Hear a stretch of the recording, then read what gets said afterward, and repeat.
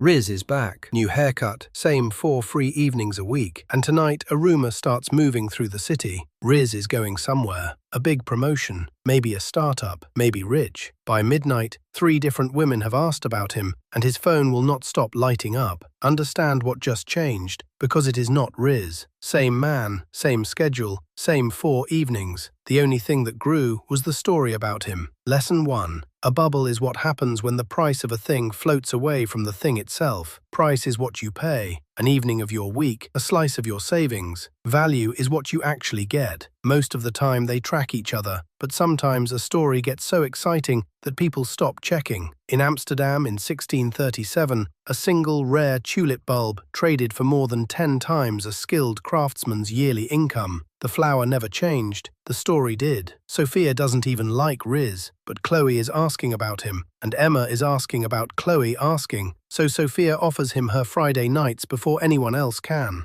Nobody in this line has checked his calendar. They are not buying Riz, they are buying the line. Lesson 2. In a bubble, people stop buying the thing and start buying the crowd. The rising price itself becomes the proof. It works until it is the only thing working. In 1999, struggling companies simply added .com to their names, and studies found their stock jumped by more than half, overnight, with nothing else changed. Ask why the price is rising, and the honest answer in a mania is, because it is rising. That sentence should always make your hands sweat. And then comes Emma, last in line, paying the most. She gives Riz her weekends, her birthday dinner, her undivided everything, for one rushed coffee a month, because by now his 4 evenings are split 5 ways. Every mania needs what traders call the greater fool, the next buyer who will pay even more. Emma isn't buying an evening with Riz, she's buying the chance to resell the dream. Lesson 3. Every bubble runs out of one thing,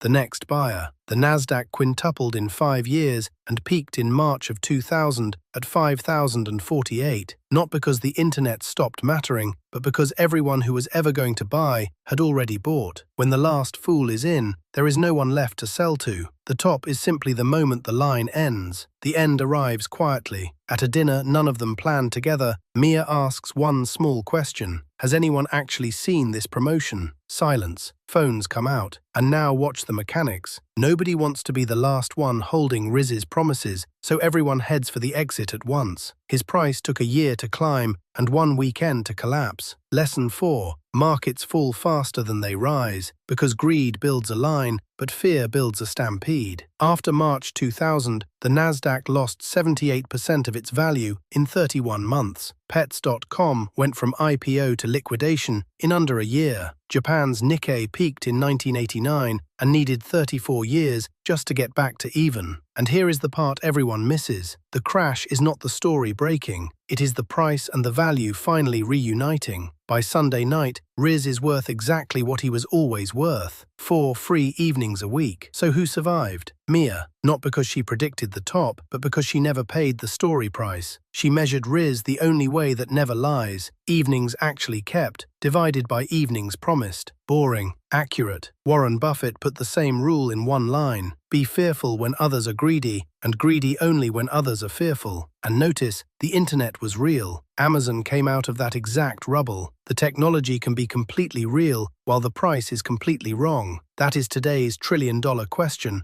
as the world argues whether the flood of money into artificial intelligence is the next internet, the next tulip, or somehow both at once. Lesson 5, the final one, from Riz's ashes to you. Before you pay any price for any story, a stock, a coin, a charming man with a rumor, ask one question. If the story died tomorrow, what would I actually be holding? Count the evenings, then decide what they're worth.